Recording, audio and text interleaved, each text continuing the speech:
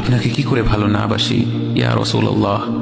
যখন আপনি আমাকে ভালোবেসেছেন সেই 1400 বছর আগে, যখন আপনি আমাকে মিস করতেন, আশা করতেন যেন আমার সাথে দেখা করতে পারেন, অথচ তখনও আমি জন্মই হইনি।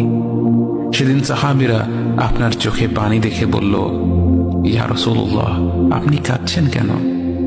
আপনি বললেন, আমার ভাইদের খুব দেখতে ইচ্ছা করছে।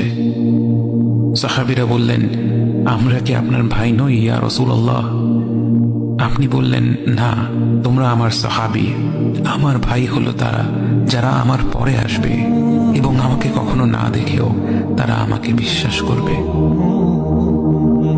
মৃত্যু শয্যায় শুয়ে আপনার অন্তরে এই চিন্তা ছিল যে আমাদের পরিণতি কি হবে। উম্মতি উম্মতি বলতে বলতে আপনি আপনার রবের নিকট ফিরে গিয়েছেন।